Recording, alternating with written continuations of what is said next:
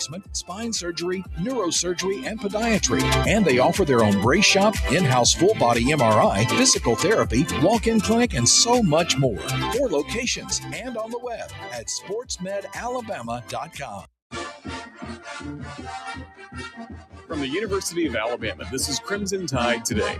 It's a daily update on Bama sports and is brought to you by Vector Security Champions Lane, the best pregame fan fest in college football. For more information, visit championslane.com. Hello again, everybody. I'm Roger Hoover.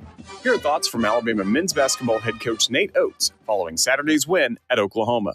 I did think inserting Houston in the starting lineup, and I didn't think it was as much about who came out of the lineup as just putting Houston in there for any one of pretty much any of them outside Aiden Sherrill, just to get our energy where it needed to be. And he got it where it needed to be to start that second half. So huge run to start the second half.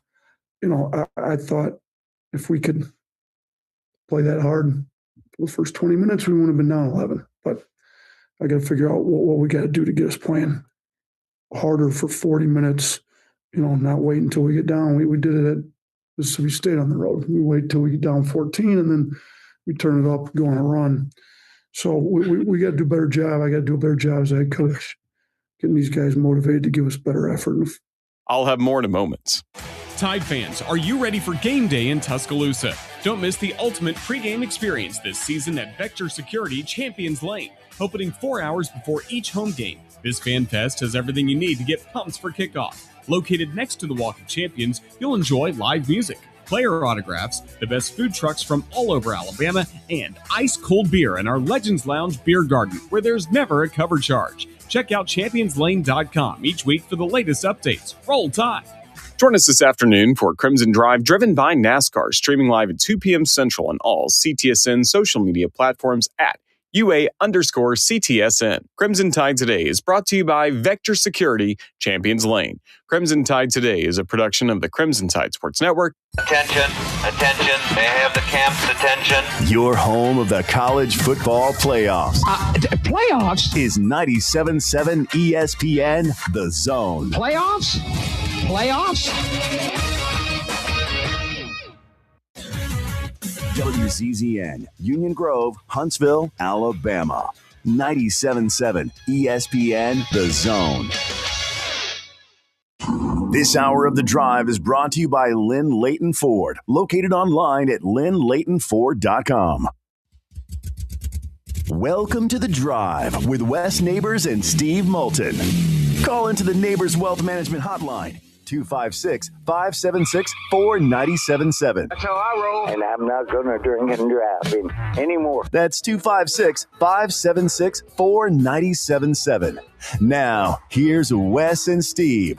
We now live in a world in which Indiana wins a national championship in college football and is undefeated at 16-0.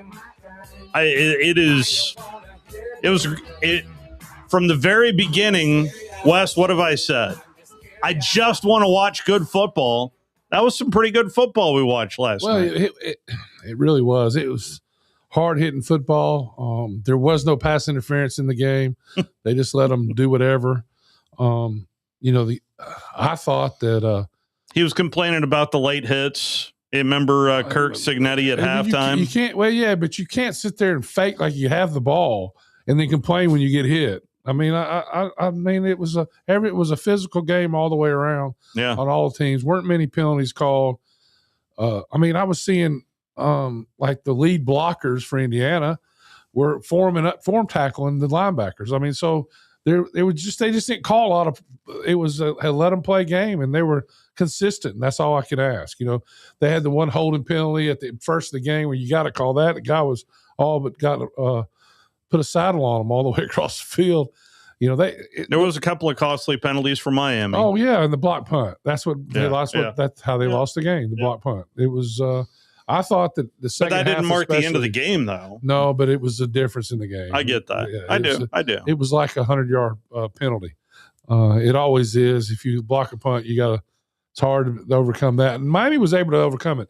Miami whipped Indiana's offensive line's ass the second half. It wasn't even close. Yeah. The center got if you watch the center on every play, even the first half, 99 made a lot of money. I don't even know his name. 99 made a lot of money. He was all over the field. I mean, he actually tackled Mendoza into the end zone on the touchdown Mendoza made. Mendoza took that team on his back in the game and won the game for him. That's exactly what he did. So the one storyline at the end, though, where that they said it a couple of times, Chris and Kirk Herbstreit, that this is not a fluke. They're going to be back. I don't know how much I buy into that of just the portal, and they've gone from 2 announcers to 2 salesmen, in my opinion. They try to sell a storyline the whole first half that Miami's was getting killed, and that's what was not happening. No, I didn't feel that way. No, I mean, it was 10-0. They were talking about how they were getting dominated. And if that doink goes in, that's a 1-score game. Yeah, well, it was a difference in part of the difference in the game, and I just thought it was Miami could have played better offensively the first half. I know they were frustrated. It was like in the Alabama game. Same thing, except Miami overcame what happened to them. Mm-hmm. 3rd and 2 was their worst play. 3rd and 1.5, 3rd and 2. You got to do something different against them. You can't just sit there and let them run the same plays you've been running. They're too smart for that. They know exactly. They knew what Miami was going to run before they knew. Yeah. And it all broke open, and you could see the all kind of falling apart on Miami's long run. And then Mendoza just kept making play after throw after throw after. And then the run was incredible, and the fact that 4th down play. Here's this for all of America to see, and I talk about it all the time. Mendoza parents went to Miami. Mm-hmm. His dad and Cristobal went to the same high school. It's the same high school Mike played on the same. Sheila went to Christopher Columbus. Yeah, Christopher Columbus. But I'm thinking about the number 1 pick from the Houston Oilers. We talked about him yesterday. He played at that high school with Sheila. There are a lot of people come from that high school. But they went to Miami. Both their parents were very gifted athletes at Miami. He wanted to walk on at Miami. They would not let him walk on. He was a 2-star athlete. Mendoza, I'm talking about the Heisman Trophy winner, wasn't allowed to walk on at Miami. Beats Miami for the national championship 5 years later. Now that's and Cristobal wasn't even there 5 years. So it was a total different administration. Yeah. But what a story. It was Manny Diaz, by the way. And what this tells you is that, and I see it all the time. I had a son that nobody recruited that was one of the best high school football players I've ever seen. And nobody recruited him because of the size, whatever the reason. Mm-hmm. That's why there's more people. And this guy's going to be the 1st-round pick. Just like Baker Mayfield. Baker Mayfield was a walk-on. Yeah. Same thing. This guy was a walk-on. They would not let him walk on at Miami. And his parents were big boosters of Miami. And for them, that had to be the most satisfying thing in history to beat Miami and win a national championship. Go 16-0, which has only been done once before by Yale. 1894. And then you hear the head coach after the game tell you exactly what happened to. I mean, he just said they whipped our ass the second half. We couldn't protect our quarterback, and he made some unbelievable plays. He did. I mean, the throws he made. If they're an inch off, the game's over. They're going to lose. I mean, and to call the fourth down quarterback draw, is that's a lot of guts. A lot of guts. They were guessing. At least from what Kirk Cignetti said post game, I think he said it on the field as well. It wasn't a guess. They were going to stay in the same defense. Yeah, they suspected they would give them the same defense as they've seen before. And sure enough, in a game, it's something that Notre Dame did late against Miami as well in the fourth quarter, and that tied the game at that point. But it was a hell of it was if it doesn't work and they get beat, it's not that game had turned. The momentum had turned in the game. Miami was scoring every time they had the ball. That last pass was awful. I mean, if you're going to throw it, the guy was open. You got to throw it to the outside shoulder. He has safety help no matter what. Ball's in the air.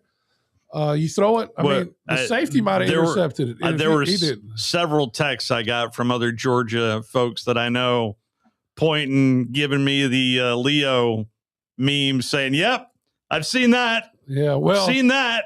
Yeah, but you didn't see the national championship. No. He did. Yeah, absolutely. And he made the play against Ole Miss. Did not make the play against Indiana. Yeah. So he and I hate that for him, but I just I didn't appreciate the fact I don't care what happens. I don't care.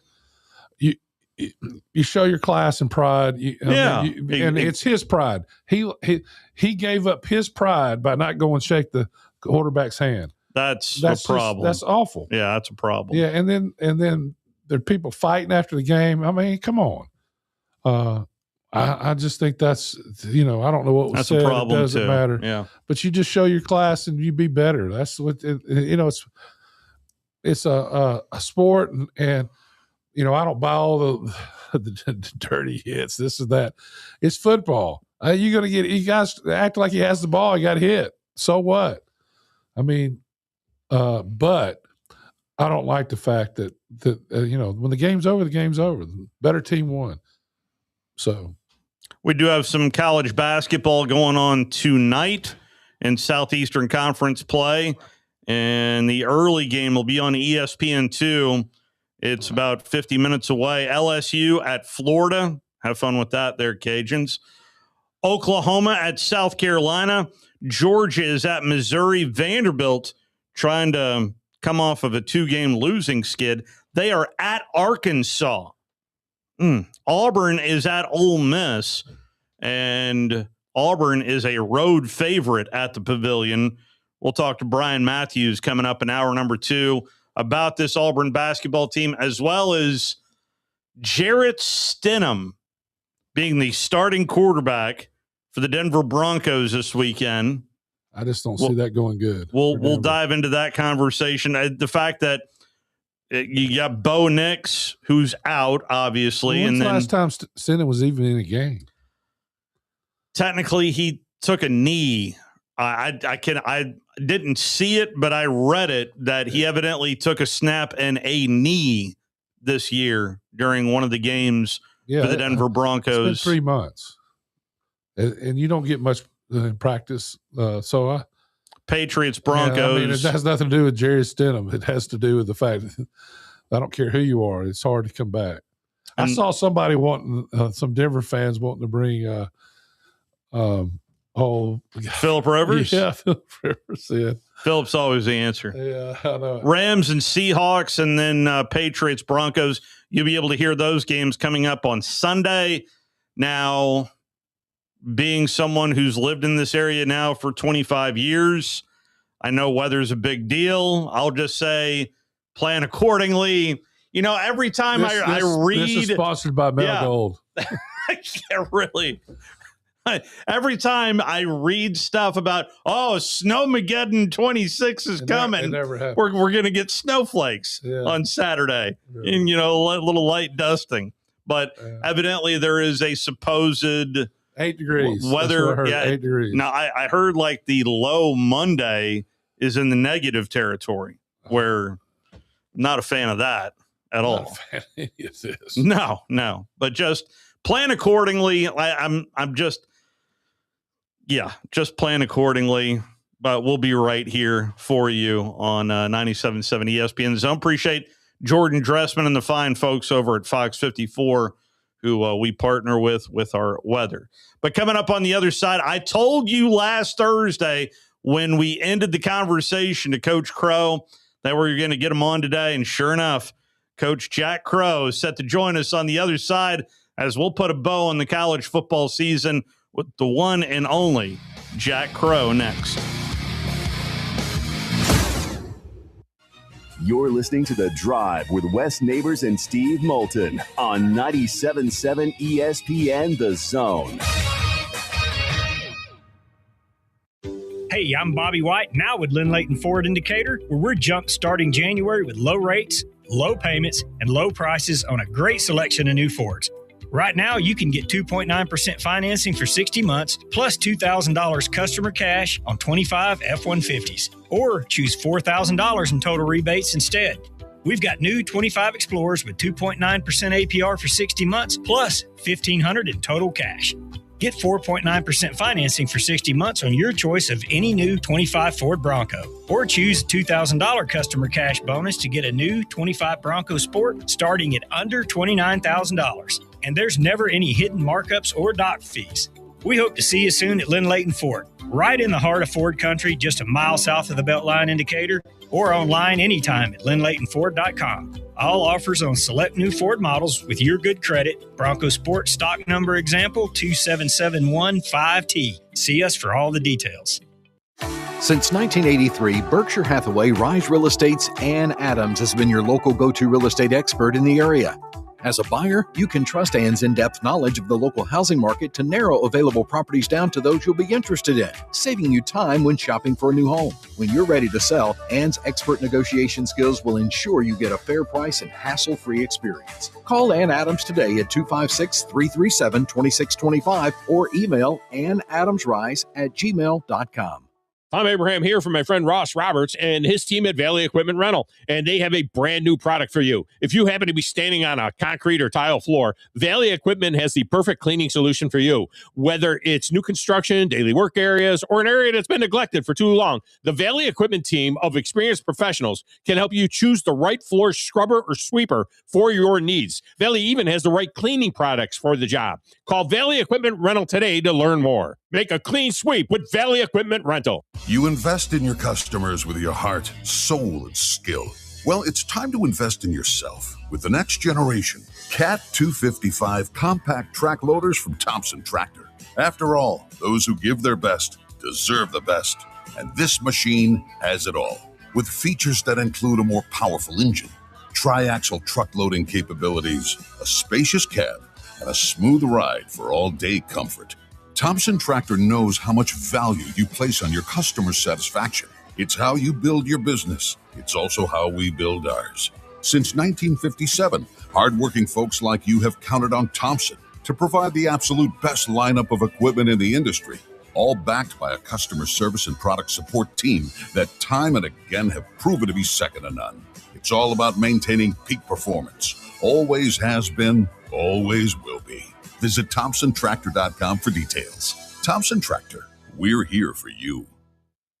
Alabama's workers are the backbone of our state. You put in the hours, nights, weekends. Right now, your overtime pay is tax-free.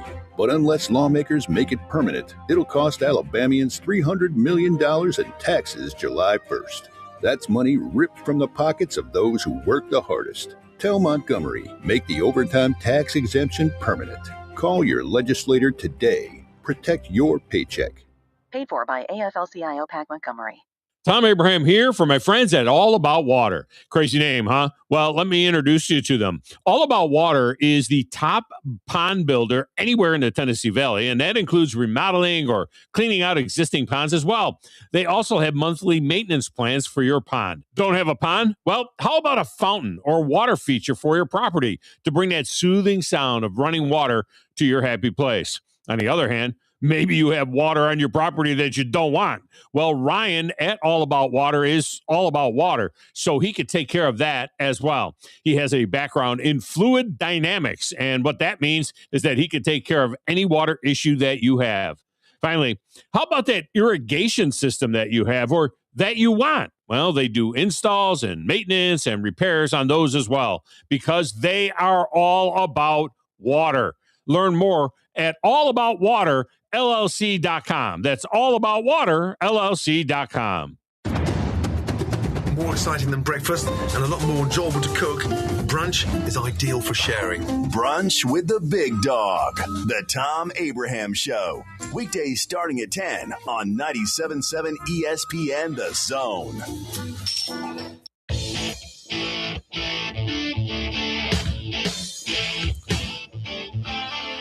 Back here with you on the drive.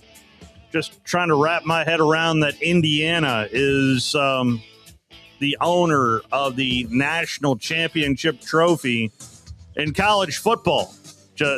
And at the same time, Indiana basketball is on a 3-game losing streak. Can't win everywhere. I just it's that's upside down. Yeah, it's been upside down for a long time. A little bit.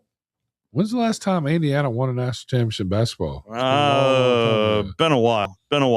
I know it's. I'll look that up while we talk to Coach Shaq Crow, while we put a bow on the college football season, at least for this past year. How are you, Coach? I am good, my man. Wes, how are you? I'm doing great, Coach. How are you? How'd you feel last night? I felt good. I'm not sore this morning either. Hey, that's 3 times in a row we're looking north for a national champion, but you know. Yeah, well, as Coach Saban said, I think he put it perfectly. That's to be expected, you know, with the pocketbooks and they're winning NIL. There's no question about that. Yeah, but because for a player to go up north, from a Southern player to go up north, they have to be paid. Yeah, they got to get paid. Yeah. Well, you know, the one last night that stuck out to me was the 3-star who's from Father Ryan in Nashville, that Becker kid. Yeah. I mean, and the part of it keeps coming back to me is that we've created I think $1 billion industry around putting stars so we can all talk about it, and you can create almost they ain't telling how many billions of dollars just in the conversation about who's being recruited. And I can remember all this started when I was at Auburn, and there was a guy named Emsminger out of Houston. You remember that? Yes, sir. Yes. Yeah. And he used to call us and say, who are y'all signing? Who are y'all going to recruit? He didn't have any stars. And if we signed them, they'd automatically be a top 25 recruit. Oh, yeah. Yeah. I mean, they don't know what they're talking about. I'm 100% aware of that. Yeah. And so first thing you got to do is stick a needle in and blow that and let that balloon bust. But here's the other side, Wes. And I'm never negative about Alabama now. I may have coached at Auburn, but listen, I learned my football same place you learned your football, Wes. Same people. And when I looked at that game last night, I saw an SEC football game. And yet when I watched Alabama run a speed sweep on 4th down. Yeah. Coach, that was when I was watching, it was like watching old Alabama play woke Alabama. That's what I said. Yeah. And I'm going to tell you something, Coach. I don't know if you know this or not, and maybe you do, but we talked about it at the beginning of the show. You know, Mendoza, mom and dad were athletes on scholarship at Miami. They went to Miami. He went to Mendoza's dad and Cristobal in the same class at Christopher Columbus High School down there, where Mike Shula and I'm trying to think of the fullback that played for Miami and went on to Alonzo Highsmith. Thank God. Highsmith. Yeah, him and Shula, were good friends. Yeah. And I became good friends with Alonzo, and I still am. But anyway, they have Mendoza wanted to walk on there. They would not let Fernando Mendoza walk on at Miami. Yeah. And 5 years later, he wins the Heisman Trophy, goes undefeated, and beats their ass because of him. Because without him, they get beat by 2 touchdowns by the end of the game. Yeah, and the block punt. I'm putting it to you now. Without mistakes, Miami would have won that game. Oh, 100%. They were a mistake-prone football team. Have been all year. Yeah. And they could not translate out of it. If you were to say what could and should have been for them, their front four won more battles than Indiana's offensive line did. They whipped in the second half. They whipped them bad. The first half, I thought the center got whipped the whole game. 99 made a lot of money last night. He lost the game, but you go watch him on tape and see all what he did. He was a wrecking crew. And I'm going to tell you, those running backs for Indiana, they play you talking about somebody hitting a hole. Yeah, they're big. I'm going to tell you what now. That one guy looks like he's 35 years old. Well, let me tell you now, if somebody wants to say, hey, we need to take this formula, the first formula, and I know you've never heard this before, I say that tongue-in-cheek, is the first thing you do is don't beat yourself. That's key to winning anywhere and everywhere. And if you say, okay, what's the secret at Indiana? They make fewer mistakes than anybody they played against. And on the other side, they're forcing other people to make mistakes. And they play with tremendous poise, unbelievable poise. They really do. And that comes from the coaching staff. You coaching staff isn't added. I mean, poise. Pat Dye used to ooze poise. Every once in a while, that wasn't there, but not very rarely. Very, very rarely. And that. Anybody loses his pants in the river with his wallet in it, and then when somebody finds it, turns it in, he auctions it off at an auction. I mean, that's poise there. Hey, by the way, we're not just bringing this up to you, Coach. We did it to Coach Dye a couple of times back in the day. All he did was laugh. Yeah, all he did he auctioned it off. Yeah, that's right. Well, let me tell you what, I miss that guy. God, we do too. We do as well. So, people want to go. Let's learn and use it. It's just that he has got a football-rich background himself. Now, his dad hired Nick Saban, right? I mean, that's y'all right. know the same things I know. This guy was raised in the truth of coaching. I mean, seen it go right, seen it go wrong. When he was standing around when he was 8 years old, the truth is truth, the truth is truth is the truth. And they coach the truth. Coach, he's the guy that recruited Wesley. He came to my house. Him and Coach Saban did, yeah. Wide receiver coach. Wow. Yeah. Yeah. Well, I think they deserve it. I really think the SEC needs to wake up. So it's just going to be hard. They beat themselves up all year long.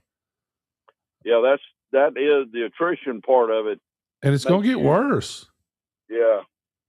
Playing more games had something to do with it too. But I do think there is a key to how you practice, that you don't use your bullets up too much, but you just keep that edge. I don't, probably better than I know, because all I know is just what I've heard. I don't even know whether it's true or not, but how little they hit on each other. I mean, just the right amount of contact. Once you get there, you don't really have to have that much of it, and you can save your bullets at practice.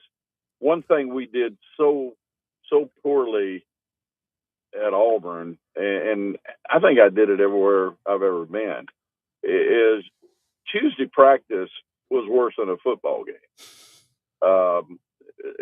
Bloody Tuesday, every place. And I just think we left a lot of physicality on the practice field, and I don't think he makes that mistake.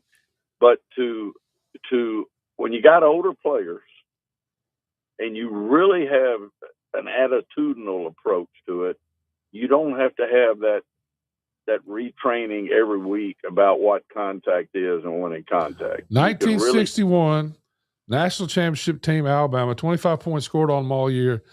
Never put the pads on the entire week after the first game. I mean, at all. Exactly. Except for game day. Ray Perkins told me that story. And I've heard it from other people, but that was not an every year proposition with Coach Bryant. No, I think he had a great senior leadership. Have to have it. Well, he had an older team, and he knew that he didn't have to retrain them every Tuesday. Yeah. They had it. And I think that's what, he's not going to have that every year. he just it's an older team, an exceptional team, and I'd say it's of the same thing as that 61 team, and or can you get that on a consistent? They 62 they weren't much different, but by the time somewhere in there he goes back the other way, because I'm telling you, when he came back in 70, they were bloody Tuesday. Yeah, well, I mean, I think it all depends on what he thinks they have, what and how much they need to get ready and this or that. Coach, the other thing I want to I mention, I don't know, we haven't talked about, but today Indiana's strength coach left and went to the $1.5 million, the highest paid strength coach in the country, to the Tennessee Volunteers. Yeah. And if anybody thinks that's not going to affect Indiana, they don't know what they're talking about. Yeah, that's a big deal. I think that is your strength coach and your athletic trainer are the two most important coaches under the head coach. The two most important people. They have they have most interaction with players than anybody. Absolutely. And trust. That's where the trust factor either is or isn't with the head coach, is how that guy treats them. But I'll say this. I think the pattern of development and sustainability, not just, I used to call it maintenance, which people after a while didn't like that word, but I think technology has allowed them to have so much information that they have so personalized what each individual player's capacity for training is. Because I learned this the hard way. Orlando Waters. I don't know if you ever heard that name. Yeah, I've heard that name. Orlando Waters played for Seattle at corner for about 5 years, but he was from Anniston High School, and he was a prop. Probably maybe the only reason I got him to Arkansas, but I did know. I think I knew a little bit more about him than anybody else did. But first year, I called him in, and I had hired my strength coach from Nebraska. He was the next guy under the head guy at Nebraska. And he left after I left. He went to Tennessee. He became a iconic kind of strength coach. Orlando, I'm looking at him. I said, Orlando, I brought him to my office. If you don't quit loafing, I need to see how you're going to play out here, because I'm losing confidence in you. And he says, Coach, if that strength coach don't quit putting me under the bar 2 times a week like I'm an offensive lineman, you're not going to see that. I mean, really, every once in a while you get one and you get in them and they give it back to you. And this dude was a dude now, and he said that. And after a while, I mean, he's got these skinny legs. I mean, and calves are nothing. But man, I mean, he led the SEC in punt returns for 2 years. After I left, unfortunately, I was fired. But this guy was a dude. But we were completely training him wrong. I remember calling the strength coach up. I just watched, and I've got a degree in kinesiology. Effectively, I taught kinesiology in college. It didn't take a whole lot for me to make 2 and 2 work and be confident enough. I called him up, and I said, "Listen, I don't want Orlando to be under that bar. We're losing fast twitch." And of course, I mean, he took me on. He says, "You need to get another strength coach." We have, I said, "Listen, that's what you're gonna do. If you want to walk out the door, I can find another strength coach. I can't find another damn corner." Well, automatically, this sucker, nobody's going to throw at him because he's quicker than the ball, Mm-hmm. But taking that to the highest level with this guy, there's just been this science has been evolving with these body markers that they create these. The NBA just completely specializes in the soft tissue analysis, and every one of them has a different training program. But you know what you got to have? You got to have about 15 assistant strength coaches. You follow me here? Yeah, oh yeah, I know. Yeah. And if they're taking on a guy that can basically run a compound of every guy comes in there and their training is that individualized, you're going to hit a peak performance a lot better than one size fits all, which is a lot of times, and I think still the standard, one size fits all. I don't know if you remember, but they had so many people hurt. What's our redheaded guy's name? The strength conditioning coach down there. They at Alabama, and not to throw somebody under the bus here. So don't. You talking about Cochran back in the day? Yeah, I forget what I said. Okay. But if you'll know what Nick did when he made that change, he went to hire 2 scientists. That's right. From Indiana. From Indiana to run his strength program. Don't forget that. Yeah. And everything changed. So I mean, there's a science mixed in. It ain't a person. It's not a personality. I think that guy's a walking knows how to execute this high performance factor, whether you weigh 200 or 180 pounds or whether you weigh 350 pounds. Mm-hmm. Every one of those guys' bodies are different. 100%. Every one of them has a different twitch. They got a different flexibility. There's a different core strength value to every one of them. And I do think it's one of the keys to sports that is yet to be moved on. And it looks like possibly this guy, I mean, that 6'4" guy was a 3-star. I mean, he looked like a beast. Oh, Some of that probably happened when he got to the goddamn training program. You talking about the receiver again? Yeah, Becker. Yeah, Becker. You know, he's the one that made the incredible catch against Penn State on the sideline. Yeah. Or they lose to Penn State. I mean, he made so many plays all year long. Beast. But I don't, 3 stars are there for a reason.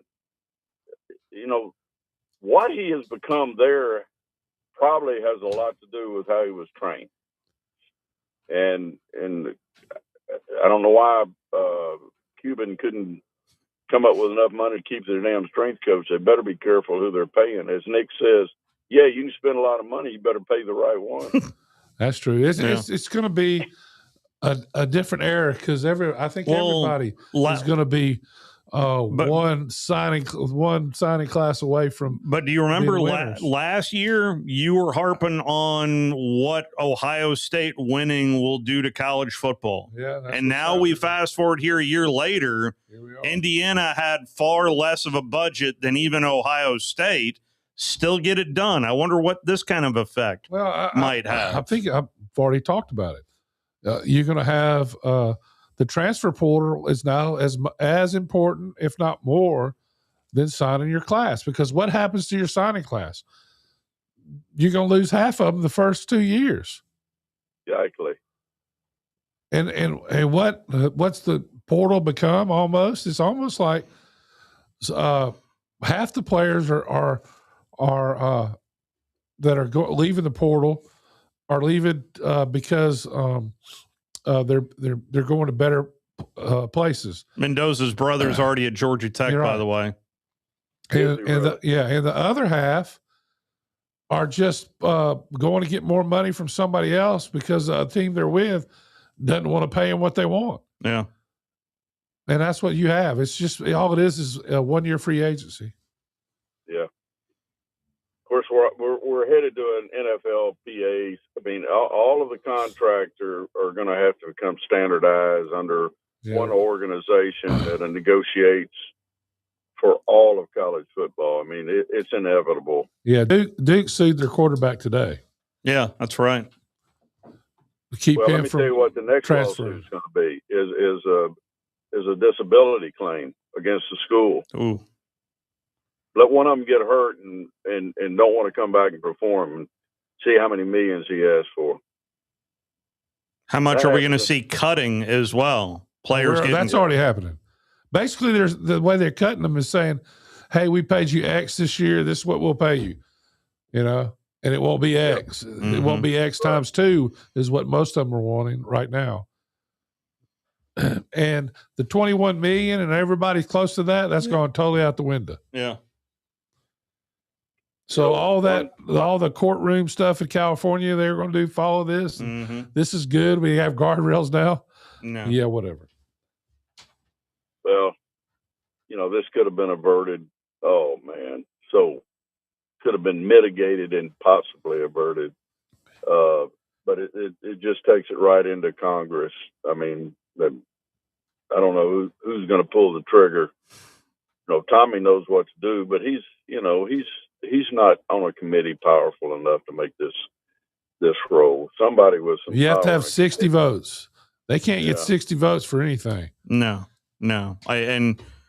I don't know if you watched any of that hearing in early December, Coach, but it did not give me a whole lot of hope that there was going to be any kind of vote anytime soon. Yeah. Well, wild, wild west until it happens. Before every Cuban that's happy how he spends his money, how many other guys are saying, "What the hell did you do with my money?" Oh, but yeah, everybody. What the hell did you do with Ohio State? I mean, Texas. Yeah. You can go right through the entire state of Texas. I mean, who knows how much money is in each one of those NIL universities there, be it SMU, Texas Tech, Texas A&M. I think, I think the stock market, and that's what we're in. We're in a investment phase, expecting some return on investment. I mean, that's what we're in. And the people that are writing these checks, they're looking for a return. And, they blue sky. They all think, their money is going to make a difference. But just like we know for the stock market, time comes for a correction. There's a correction coming. And I think the guy down at Auburn is in correction mode. I think that wide receiver that he let go. Yeah. That was a pretty good business decision. Just think what he can do with that money and get more production based on what he's done. Not to say that the light switch comes off and he goes to Texas, and but the same thing is true with the guy that got all that money in Alabama. Now, if you're not getting production, and let me tell you why. I'll go back to that game last night. It's a physical game, football, and the people that play at the most physical level. I mean, I'd spend my money on, number one, anchor the 2A gaps. Number two, be able to create disruption, and that's the two outside guys. Why wouldn't you spend your money there first? It's a really good point. But from what you saw out of SEC football this year, there's a lot of people dancing again the fact that the SEC didn't even play for a championship for the third year in a row. And the way this is going down, honestly, it's feeling more like I think the gap's tremendous, by the way, Wes. I don't think it's a small gap. I think it's a big ass gap. What are you talking about between the physicality of what I saw last night? I did not see a game in the SEC even close to that. Well, I'll say this. The best line in the SEC relative to who they are is at Missouri. You see, you didn't see number 4 or 5 have one sack against Ole Miss. Not one. Yeah. Not one. Oh, I think Ole Miss had the best offensive line. It's the best kept secret. I also had a jitterbug quarterback too. I mean, that does help. Well, I'm going to ask you, how many times was number 4 in the backfield? You can't even name it. You can't, because it didn't happen. He got his ass blocked off in the Ole Miss game. Yeah, Ole Miss has the best offensive line nobody talks about. Well, I've said this before on this show. The best NIL is at Ole Miss, and it did not go to LSU. And you're going to see how good Walker Jones is. Walker Jones is a dog, and he runs the NIL at Mississippi. So you see a significant gap of what you saw last night compared to SEC football? When I look at it across the board, and I watch them every weekend. I've gotten where I'm a television watching maniac. I didn't see anybody play like those two teams. No, I believe that 100%. Nobody. Now, I think you're right about Ole Miss. They could turn up the notch on the offensive line, notch of physicality, and that's what really made them dangerous, because they could turn it up on you. But they didn't hit the hole and run like those damn dogs did at Indiana. They didn't have. No, but I think Karan Lacey is the best running back in the fact that he got hurt on that long run, pulled his hamstring, and he came back and played anyway. A running back with a pulled hamstring, and then they get given the ball, and he wasn't the same when they did in the fourth quarter. They just faked it to him in the third quarter. I agree. I've been an Ole Miss guy since about halfway through the season. But let me tell you what. How many teams would have gone south when the head coach left? Most teams. Yeah. And what held them together? You can give all the credit to that head coach, and I damn sure think he did his part. But none of them were worried about their contracts, because their contracts were not tied to the head coach. Well, what they did is so. And they're all still coming back. Yeah, all but three. I think all but three are coming back. Three are going to LSU. Maybe four. I think one of them might be going to Alabama. The Prince dude. Yeah. The linebacker Daughtery, who I think is overrated, was at Clemson. Now Ole Miss signed the last day Clemson's linebacker from this year. So Clemson doesn't like Ole Miss right now very much. But and then the young receiver, the freshman receiver, he's going to be a good player. And then one reserve offensive lineman, I think. Well, Wes, who's going to be picked to win the SEC? Who knows? That's a good question. I don't have a clue. Well, I think Georgia got to return his quarterback.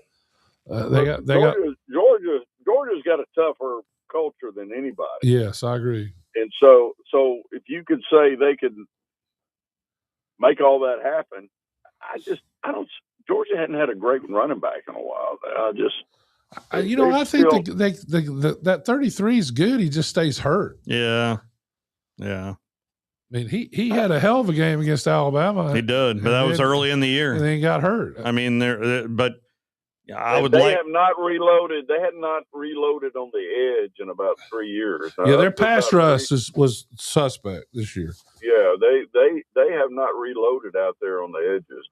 Well, the guy from Missouri that was number 6 was there, and he left.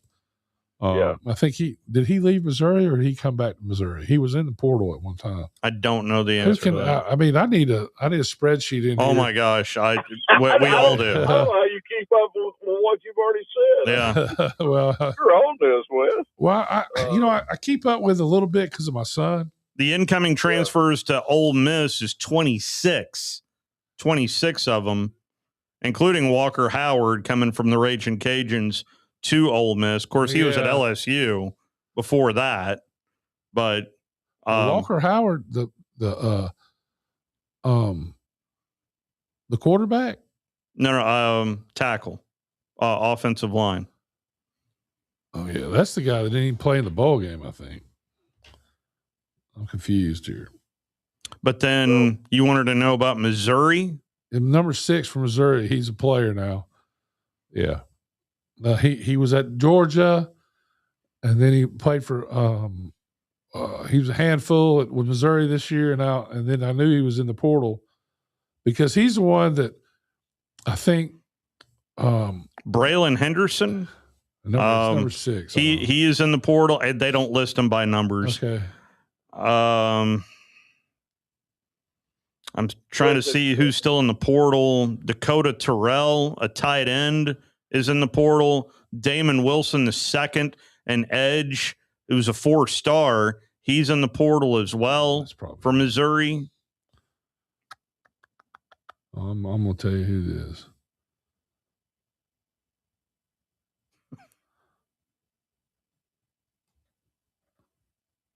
I'm waiting on Wes to tell me who it is.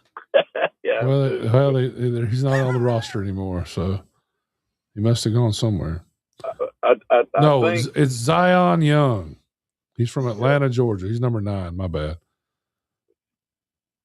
Zion as I Young. look at it, as I look at it, I'm going to put Alabama in here. I mean, there's been an influx of Sarkisian is a West Coast guy now. You know that. Oh right? yeah, 100%. Yeah. Okay. Him and Lane were co-offensive coordinators, probably the best offense in history. They had 2,000-yard runners and 2,000-yard receiver and the Heisman Trophy winner quarterback. Yeah. Think about that. Lindell White. Reggie Bush. That guy that coached them went on to Seattle. That's right. Pete Carroll. Coach. Who was the defensive coordinator? Ogeron. Hey, can you imagine the party at the time that Ogeron, Lane, my goodness, and Sarkisian had? But let me tell you what. I want to know, was the monkey there? Let me tell you what. I know Pete Carroll. That is a win the line of scrimmage first. Mm-hmm. I mean, he was a quarterback when he played at Pacific, but I had some football meetings with him, and I guarantee you he anchored the 2A gaps before he did anything. So you say you saw a gap as well. I know I'm going back to that again, Coach, but how significant is that gap, you think? And if you can't do something about it, it's a huge. And I think sometimes attitudinally, if you can't see it, it might as well. I mean, you. This is not an adjustment. This is a foundational piece. I mean, you said attitudinally. Did I hear you that right? I mean, yes, it is. Running a football is an attitude. It's an attitude. Yes, sir. And you build it every day in every way. And you know, how big is an attitude? How big is it? If you don't have it, it's huge. I don't think you go out there and say, "Oh, on Tuesday we're gonna have a run attitude." No, that ain't the way it works. Wes, you know. Yeah. Board drills. I'm very well. Yeah. There you go. Which one, Alabama or Oklahoma? Well, they called it a bunch of different things. Mm-hmm. No, but the board drill. Oh yeah, that was the drill. Well, back in the day, we Kurt found Jarvis had special pants made because his legs were so big. And then during the board drill, the center can't have a football because there's a board there. So they'd have. Oh yeah. Is this anything like the stick drill? Yeah, it's kind of similar. Okay. Sticks laying on the ground though. Drill. That you talking about on the mats? Oh yeah. Mm-hmm. Yeah, two people grab a stick. The old stick drill. Yeah. How many of these teams think are having winter programs? Oh, I think they all have. They all have some winter programs, not like they used to be. I mean, you don't have puke buckets in the corners, do you? We did. I don't know what they do now. Well, that's what I'm saying. How many of them now? Well, I guarantee you, that anybody that coached for Coach Saban, they're having it, right? Oh, he had it. 100%. Yeah. He was about as old timey, really, about as old timey as you get. And somebody like, Sarkisian and Kiffin, they came in there and they accepted it, but it's not who they were. It's not who they were. Well, Coach, we have come to the end of another college football season. All right, and I'll see y'all next year, okay? Well, we'll still be in touch. We'll talk to you before then. Yeah, we got a few more drills to go over. That's right. Yeah, I want to see some tape of Wes on the board. Oof. I don't know if they got any tapes of that. Well, hey, Okay, I saw on the internet. Go watch the fourth quarter, 1983 of the LSU Alabama game. All right. A little homework there for you, Coach. Yeah, you do that on YouTube. And you grade me. Grade me on that drive. Hey, let me ask you this: Am I going to see a dog? Am I looking for a dog? There's no question. I'm going to see it. Yeah. All right. Okay, dog. Thank you, Coach. See you, man. All right, Coach. It's Coach Jack Crow. A gap. That's well. There's no question. Did you see anybody hit like that? What he said was completely accurate. But that game, coupled with the Ohio State game, coupled with what Ole Miss was able to do, running the ball and passing the ball and keeping number 4 and number 5 and 99, who got 99 got hurt the first play of the game, and he went 100%. So you want to squeeze in a phone call here, or what do you want to do? Hey, Brandon, you got a second to talk to us? What's going on? How we doing, Brandon? So I want to talk with Wes and you. Wes played a lot of physical football in a different time than what we see now. And when I watched that game last night, and I said this to Tom Abraham earlier today, people say they were letting them play, especially in the secondary. Mm-hmm. To me, they let it turn into a barroom brawl and a pass interference holding fest, especially in the second half. You cannot call games different during the regular season than you call them in the postseason. And when you look up and see that DBs have got the receiver by the inside the front of their shoulder pads, by the arm, and they're basically jerking him around like a rag doll, and you're not calling that, then you're not doing your job. At least to me. And then Mendoza gets hit the way he gets hit. And it is another version, at least to me. Where were the officials from? Big 12. But to me, this is another version of basketball comparing to football, where tournament basketball is just officiated different than regular season. And we're seeing that. This is not just this year as well. I've seen quite a bit last year with Ohio. I just thought it was. I got to agree with Brandon a little bit. I thought the holding was ridiculous. Oh no, I'm completely agreeing. I thought they should. I don't think this is an anomaly. What I'm saying. The fact that they didn't call it on either side makes me not. It doesn't bother me because there was a lot of holding going on. Like when they're running ISO and had a fullback. Mm-hmm. The fullback would come up the hole and just tackle the linebacker. I mean, just form up on him, arms around him. My favorite is having conversations with officials about this very subject, and they get this big old grin. Oh, yeah. And then they say, I can't really talk a lot about that. No, I think they were letting them play, but at the end, it was a detriment to the game. I agree with Ole Miss. That was pass interference. That was pass interference. No question. And they still call that a Hail Mary. It was a 30-yard pass.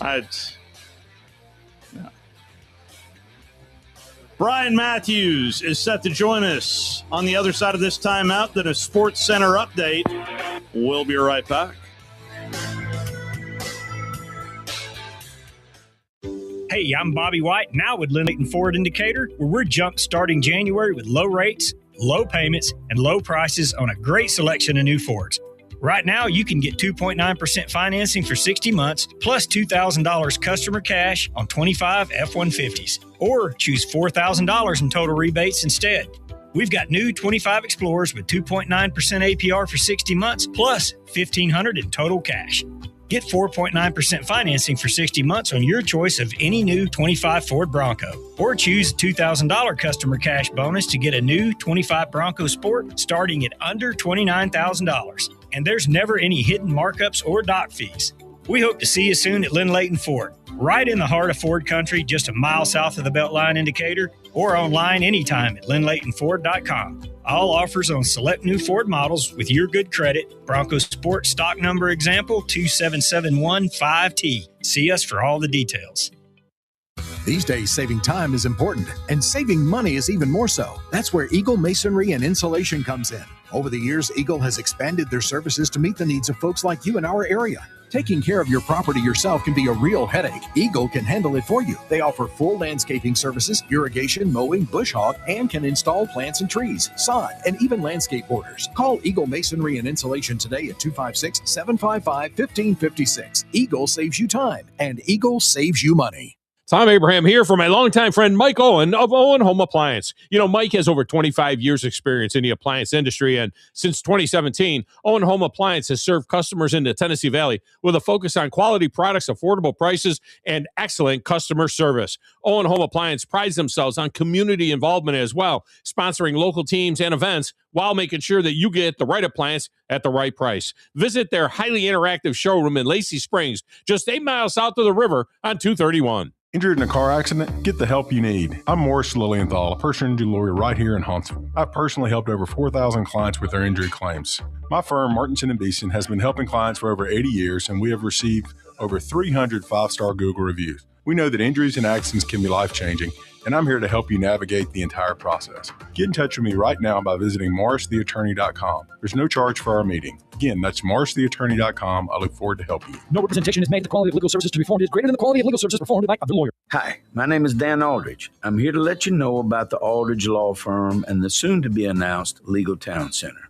I've been practicing law in Alabama since 1984, and I also practice in Tennessee. And I'm from North Alabama, and I'm here to represent you and take care of your legal needs.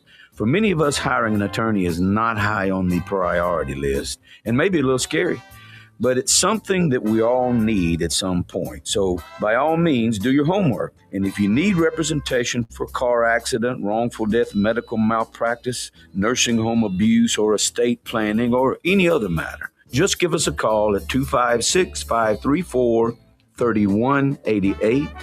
And you can email me at Dan, that is Dan at danaldridgelaw.com.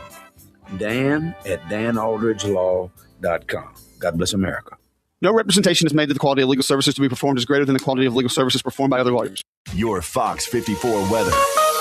I'm Chief Meteorologist Jordan Dressman. Not as cold tonight compared to what we've seen over the last couple of nights. Temperatures only dropping into the upper 20s. An increase in cloud cover. A mostly cloudy sky for your Wednesday. Temperatures climbing into the upper 40 to lower 50s. But there is an opportunity for a little bit of rain on Wednesday afternoon. Better opportunities for rain on Thursday. Temperatures climbing into the low 50s. Your Fox 54 weather. Only on 97.7 ESPN The Zone. WZZN, Union Grove, Huntsville, Alabama. 97.7 ESPN The Zone.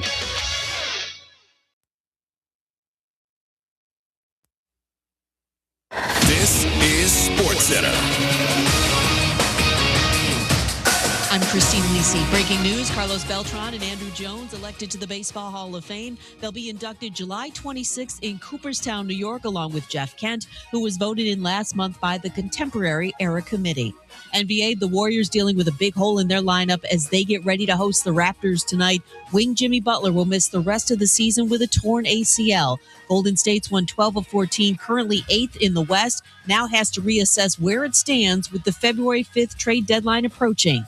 First Take host, Stephen A. Smith. I think it means they go home in the first round. That's just what I see. The combination of that devastating injury to your second leading scorer, who was a 25-5 player, that was the secondary offensive option for you. He goes down, and that's a problem because the person you got to rely on now more so is Jonathan Kuminga. The relationship with him and Steve Kerr is irreparable. It's done. Kuminga demanded a trade last week. NFL former Dolphins coach Mike McDaniel has withdrawn his name from consideration for the Browns head coaching opening. He'd been scheduled for a second interview with the team tomorrow. McDaniel is interviewed for the Ravens and Raiders head coaching vacancies. Duke sued quarterback Darian Mensah, and a judge denied a request for a temporary restraining order that would have prevented him from entering the transfer portal. Duke's expected to enter him in the portal tomorrow.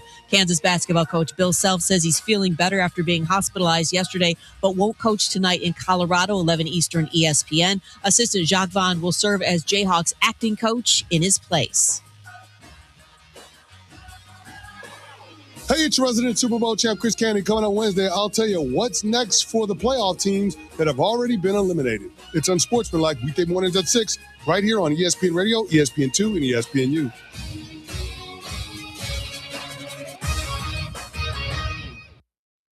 97.7 ESPN The Zone. Welcome to The Drive with Wes Neighbors and Steve Moulton. Call into the Neighbors Wealth Management Hotline, 256-576-4977. That's how I roll. And I'm not going to drink and drive anymore. That's 256-576-4977. Now, here's Wes and Steve. Before we get to our next guest, a big shout out to Andrew Jones. He is getting his name up in Cooperstown. Just released just about 20 minutes ago from MLB.com. Andrew Jones. And I'm telling you, one of the more vivid memories I have being a part of the Braves was the 96 World Series. No, I'm not talking about the end of the series. I'm talking about game one of that series. And at that time, they would rotate producers and had the good fortune to be in the booth with Vin Scully. And I was just in there in the corner hitting buttons. I promise. I was just there, honestly, just kind of in awe because Vin Scully did it by himself with CBS Sports Radio. This was a syndicated deal, and I can still hear Mr. Scully saying, the kid did it again. The kid did it again. 2 home runs in one game. And I thought about how you ran the board. No. And the kid is now in the hall. That was he was fun to watch out in the outfield. He really was, and long overdue. And look forward to reminiscing a little bit more on that as pitchers and catchers are reporting a little less than a month away. Anyway, although especially after what the Dodgers just did. Anyway, we can talk about this another time. October's a long time away. Yeah. Brian Matthews, who's got plenty to cover, including Auburn taking to the hardwood tonight at Ole Miss, and they're a favorite at Ole Miss. Brian Matthews is on the Neighbors Wealth Management Hotline. How are you, Brian? I'm doing great, and that's honestly shocking that Auburn's a favorite. Ole Miss has won 3 straight games. They're really playing good right now. They beat Arkansas, Missouri, and then went on the road and beat Georgia, which is something Auburn couldn't do. So this is going to be a real test for Auburn later on tonight. Keyshawn Hall has really impressed me out of the gate, but I honestly have not watched a whole lot of Auburn here lately. Did watch a good bit of the Texas A&M game. I can feel Auburn fans kind of tense up when I say that, but tell me what you've seen out of Auburn here lately. They've got some good pieces offensively. They're still learning how to play on defense when they go out there and play hard, and they're the team that's getting to all the loose balls and, kind of diving to the floor and playing with that intensity and energy on defense. They got a real chance to beat just about anybody on the schedule. When they're not, they can get run on the gym quite easily too. So, they have had some tough losses. The A&M loss, of course, is really tough. That shot taken away from Keyshawn Murphy there at the end, where they went into overtime at Georgia, couldn't pull it out. Yeah. So, this is an opportunity again to play I think a pretty good Ole Miss team with 3 guys that are especially really good. They're probably going to have a chance to play professionally in some capacity, and a chance for Auburn to go up there and maybe get that road win they need. Is there any discussion as to whether or not Stephen Pearl's the right guy for the job? Is that even a conversation? That's way too early, I think. This is his first team. Yeah. It's 10 newcomers. There's a lot goes into that, right?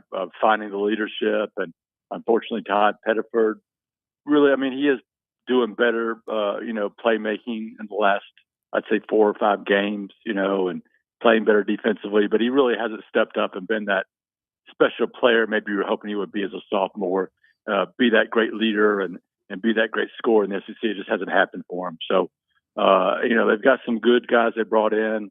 You mentioned Keyshawn Hall, of course, the SEC leading scorer at least a week ago. He's had a couple of rough games here back to back, but they're still trying to find their identity. Their identity should be, a hardworking, a lot of energy team, but they just don't do that enough to be that team quite yet. Well, I remember I do remember taking a look a little bit at the South Carolina game, and at least my impression was that game was never in doubt. I know 71-67 was the final, and if you just take a look at that, but I never felt like that Auburn team was losing that game.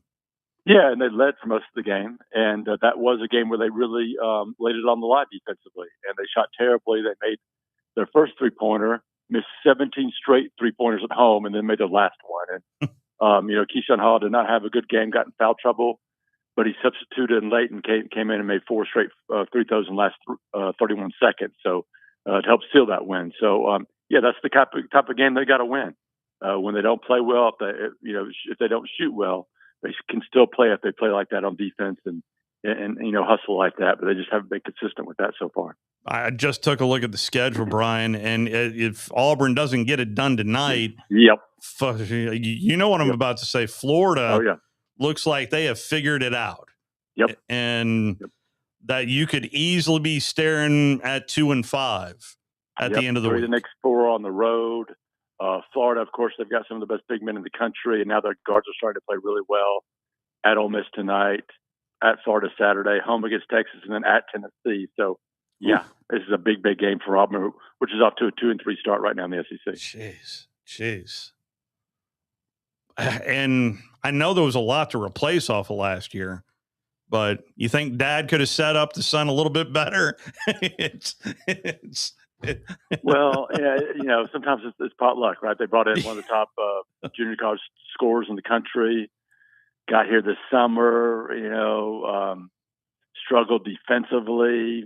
Then he hurt his back, has been out, I don't know, a month and a half or so now. So he's just returned to practice. So that's a guy they're kind of counting on to be in the rotation.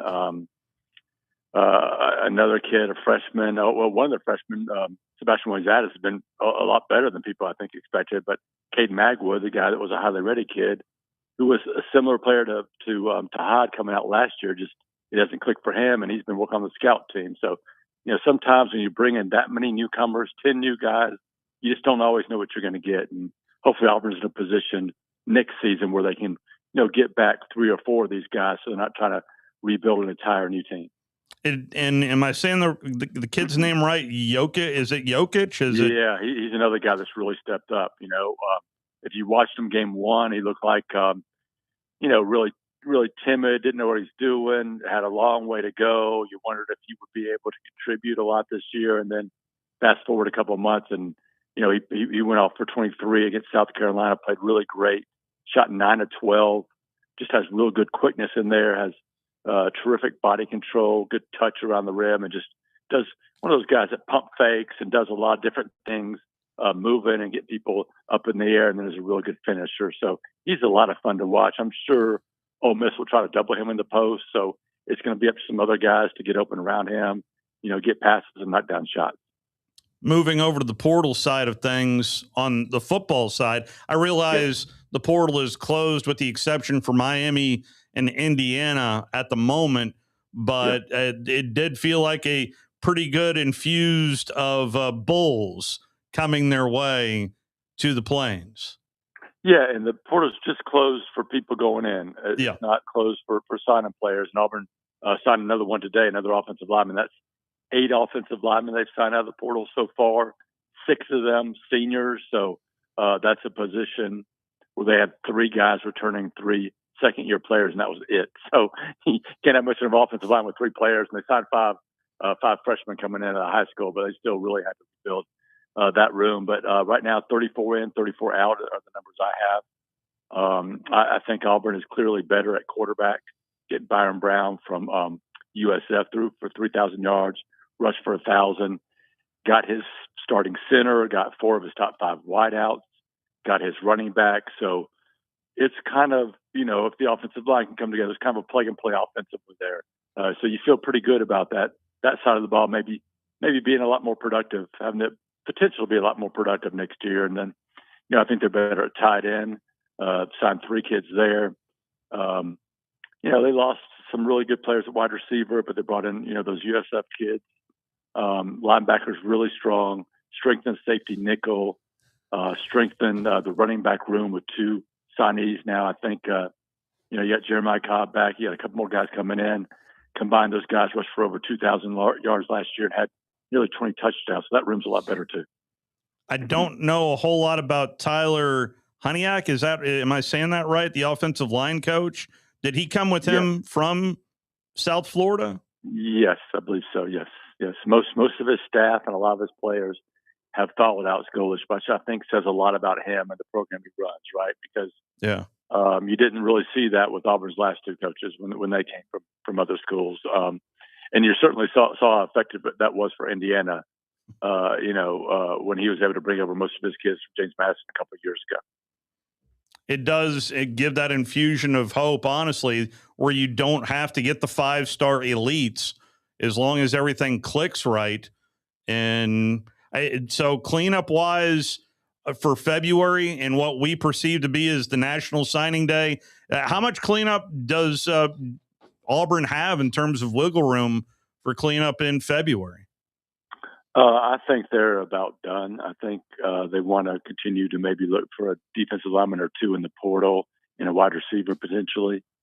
We'll see if some Miami kids or some other kids, they evaluate the portal and go after. But I still think they're going to work there. I don't know if any kids they're going for in the late signing period, but they ended up, jumping on some guys that got released from Michigan. They got a couple of commitments that were originally signed with Michigan after their coaching change. So we'll see if anybody pops up there. But I think they're really close to completing this roster rebuild.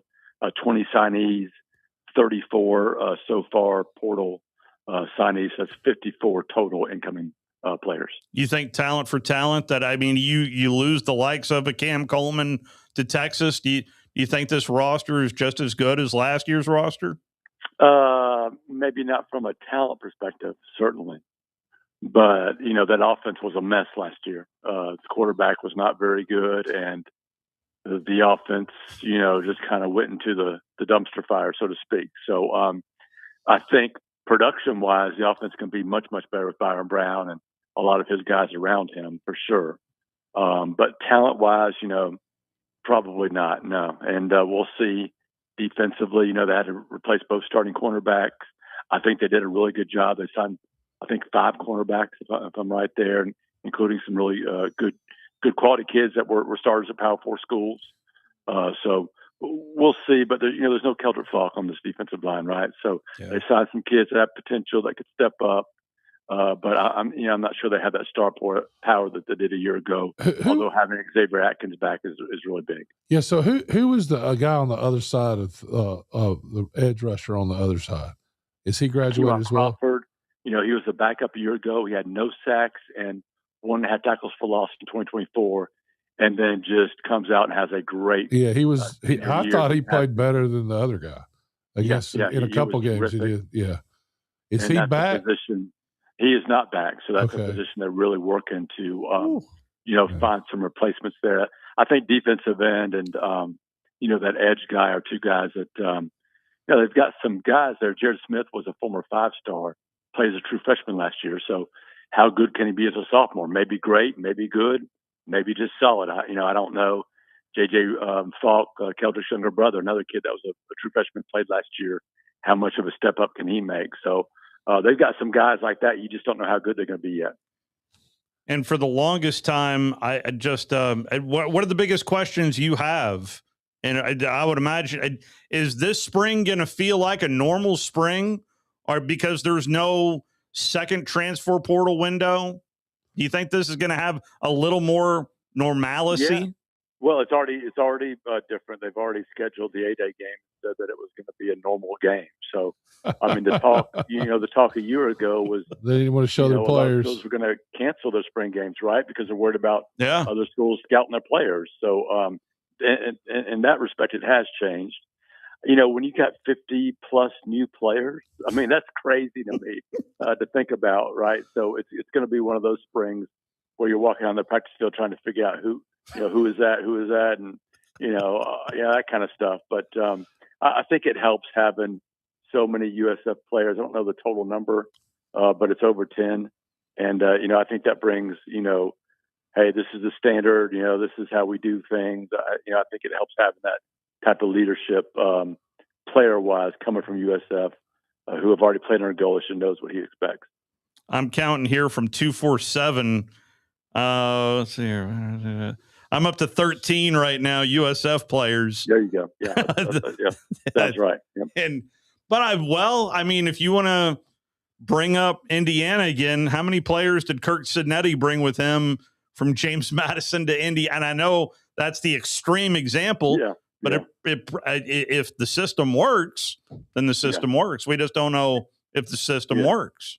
Yeah, we don't know if that's an outlier or it can be repeated by other schools, or next year we'll get back to how it was the year before when Ohio State was the most expensive roster in the country, most talented roster in the country, and they won the championship. I mean, I know everybody wants to copy what Indiana does, right? But we'll see if that can actually be done or not. Yeah, I just there is definitely, at least to me, and Wes is probably sick of hearing this from me, but a basketball feel in football now, where it is just a different deal during these playoffs, whether we're going to stick to 12 or go to 16 or 24, whatever the case may be. But the construction of a roster. Yeah. Well, the amount of games they play in the playoffs has nothing to do with the construction of a roster.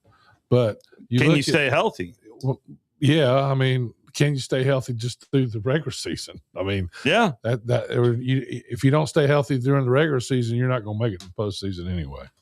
Yeah, I think it's interesting. You look at Miami; I think they were the 10th seed, right, out of 12. That's right. So, that's right. You're seeing the talent spread out more, and I think as we move forward, the 12th seed. I mean, Notre Dame was, I guess, the 13th seed, right? And I think they were capable of competing for the championship this year. So I think a 16-team playoff would work because I think as the talent continues to spread out more, and I think it will, you're going to have at some point a 16th or a 15th team in the playoffs that's capable of making a run and making it to the final or winning it. So in that respect, I think it's kind of exciting.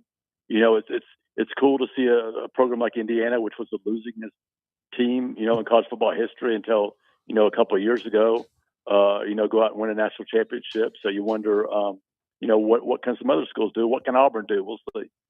Well, it does give a lot of fan bases some hope of if it can happen there. And I did see this get popped up that Kirk Signetti is the first head coach to win in his second year a national championship since Gene Chizik did it at Auburn. Yeah, I don't think Signetti's time in Indiana is going to end anything like Chizik did either. He seems to have a real handle on things. He does not mess around. So, but yeah, that's one of the best sports stories in my life, really. Yeah. I mean, I wouldn't put it above Miracle on Ice, but it's right up there. It really is. It's something that people will, do biographies about and, talk about for many decades to come. Well, there's also being a fan base here in the Southeastern Conference of taking a look at guys in the NFL. And what Bo Nix did this year was just nothing short of remarkable. A 1 seed, but then Jarrett Stidham coming in for, I mean, you know what I'm talking about, Brian. This is, I would imagine there is a hardcore base of Auburn going, well, they're doing this up there. What are we doing? Well, I mean, the problem with Auburn when Bo Nix was here is they just didn't surround him with enough talent, right? And the coaching staff was not very good. And the O-line. I mean. Yeah, exactly. Receivers, O-line, all of it really struggled when he was here. The system, coaching, you name it. So he did the right thing going to Oregon. He's a great quarterback. I'm excited to see what Stidham can do. I know he hasn't thrown a pass all season. I think he played in 2 preseason games and really lit it up. Hasn't thrown a pass in a regular season game since 2024. Yeah, January 2024. Yeah. Which, I mean, Jarrett to me is the type of guy, just being around him for a couple of years, he's not going to be that, he's not going to be scared or anything. He's going to show up ready to, get after it. We'll see how effective he is, and we'll see if he can catch a really good New England defense off balance tonight. That's going to be a fun game to watch. What kind of kid was he in terms of covering him for a couple of years? Very mature for his age,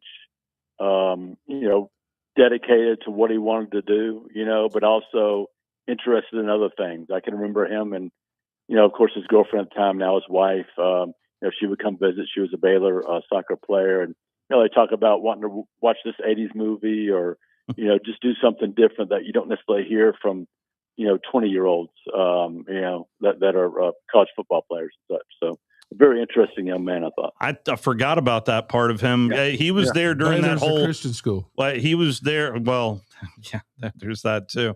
But he was there during that. We're sneaking up on, I think, on 10 years since that incident at Baylor. Yeah, well, he was at Auburn in 17 and 18. Okay. Yeah. But that whole incident, Art Briles, I mean, I still listen, I know a lot's been written about that, but I mean, that was a tough situation for everybody to handle there at Baylor. Yeah, I didn't cover that, but yes. Yeah, no. I mean, John McClain, who's a good friend of the program, who's a big Baylor supporter. He's a Baylor alum. Anyway, I just I don't know why I thought about that, but I mean, a lot of lives changed because of that story, including Jarrett Stidham's. Yep. But he was terrific at Auburn, terrific young man, and looking forward to seeing what he can do out there on Sunday. Well, Broncos Patriots coming up here. I'm of the belief that Keldrick Falk, if he's not a top 10 pick, then I'll be shocked if he's not a top 10 pick. Yeah. I mean, it's early, of course. And the thing about Keldrick is, I've seen a bunch of scouts come watch him, and I watch him. He's one of those players, and you've seen him at any practice you've gone to, that practices like he is, fourth string, like just gets after it constantly, always working on his craft. I could watch the scouts there watching him, and you could tell they're impressed by him. So he is going to go high. I would expect somewhere in the top 10 or 15, depending on the team need. You know how it gets.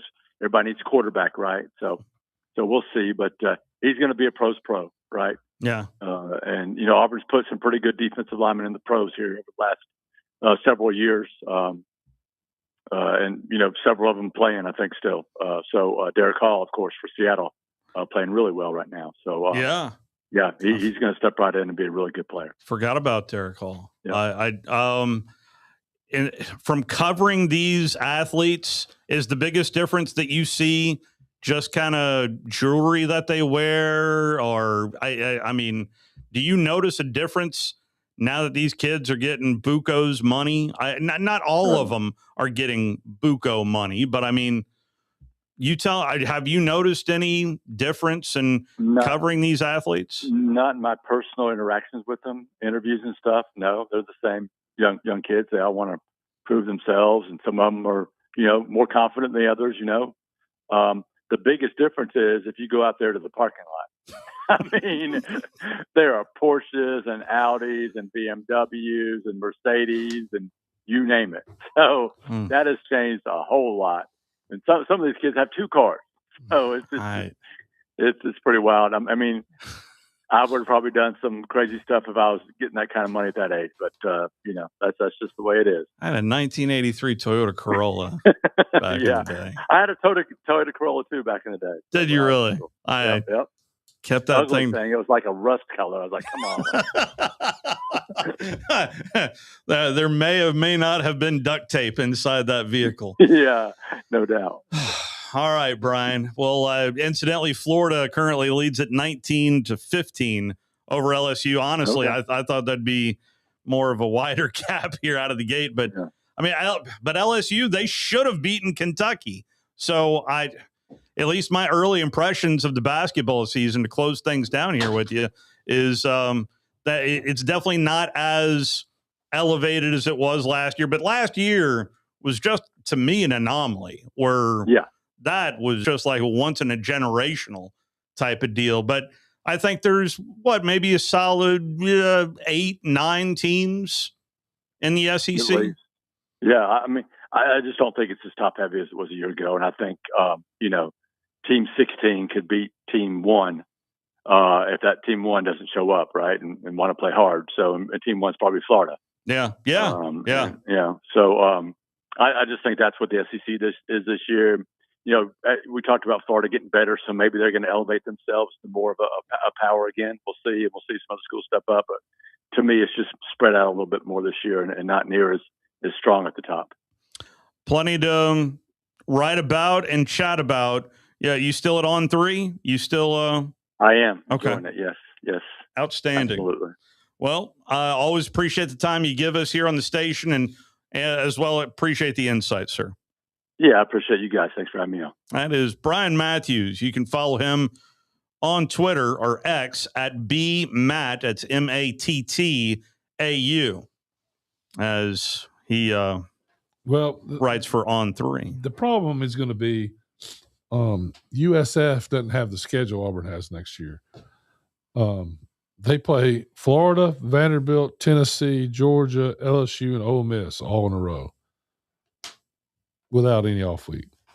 No, they got an off week before the Georgia game.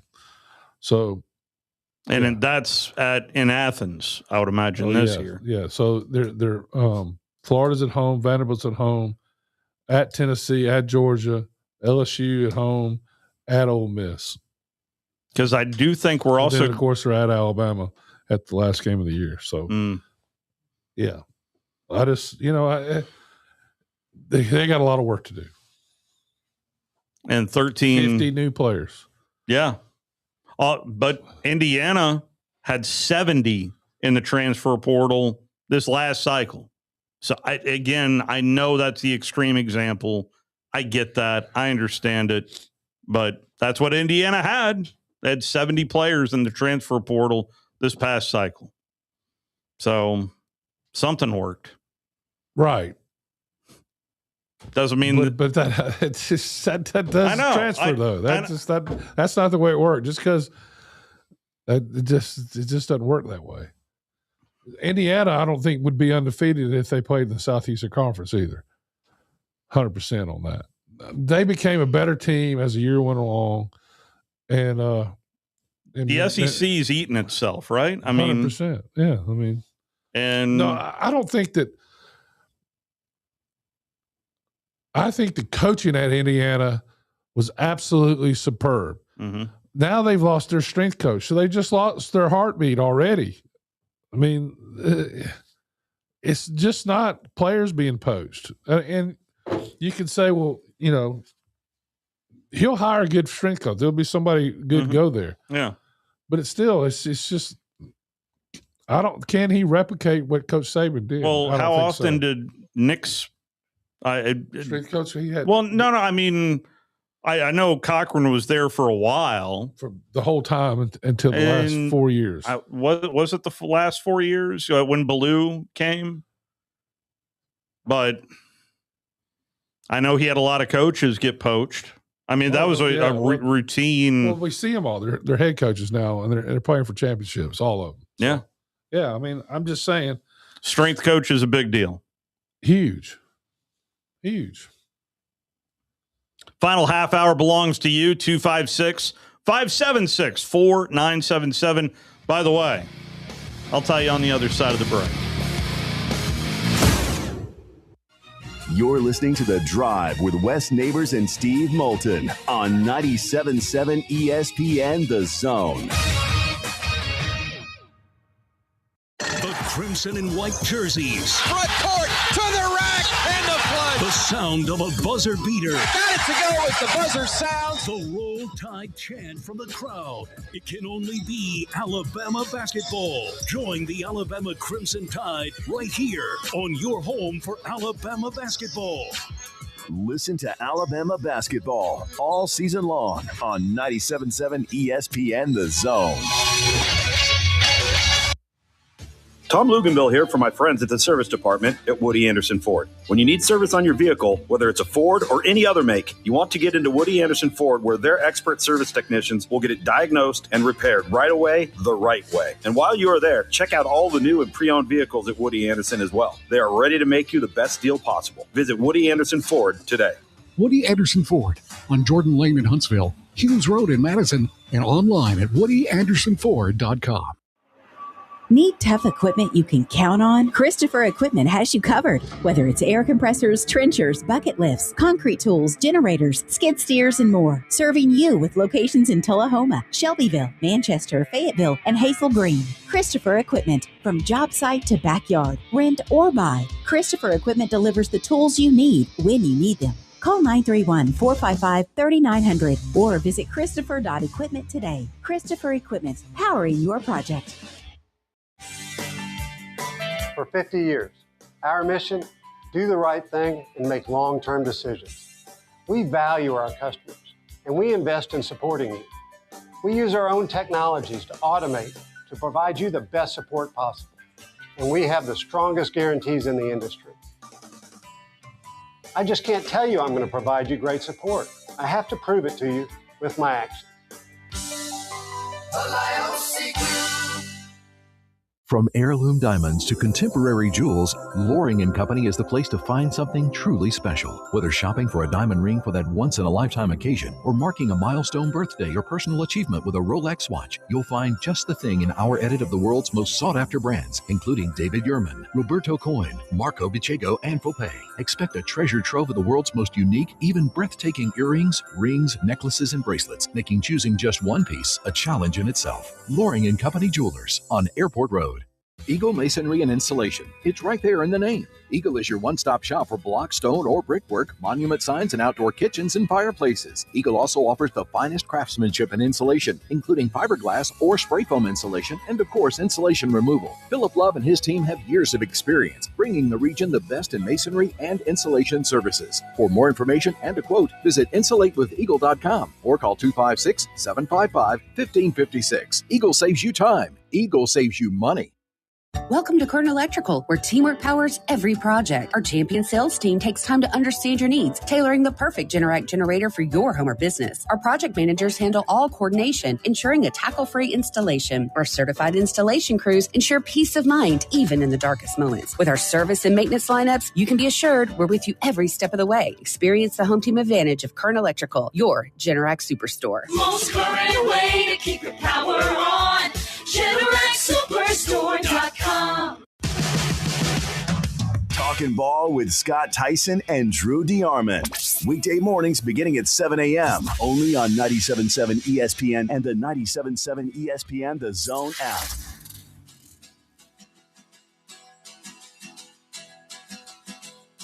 Well, the midnight headlight find you on a rainy night, steep grade up ahead, slow me down, making no time. But I gotta keep rolling. Those are windshield wipers slapping out a tempo, keeping perfect rhythm with the song on the radio. Trying to hit the post here.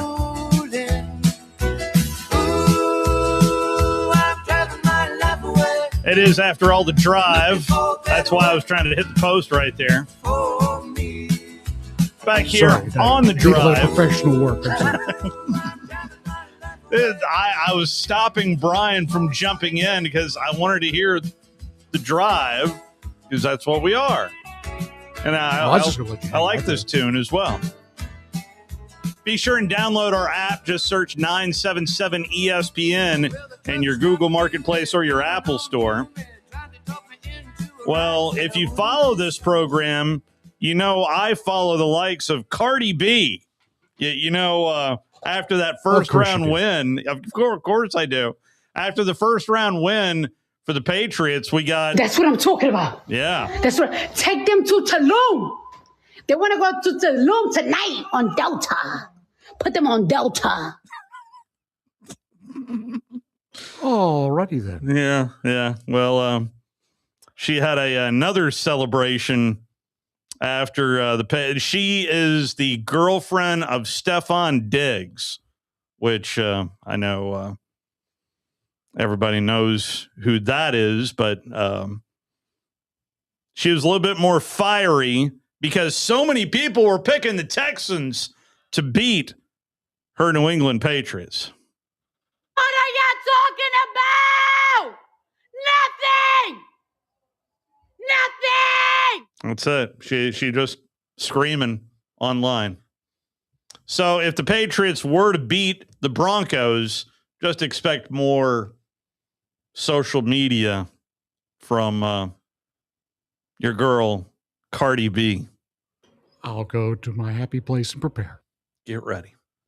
256-576-4977. And Scott has called in. How are you, Scott? Doing well. How are y'all tonight? Doing all right. Preparing for Snowmageddon. Isn't that the truth?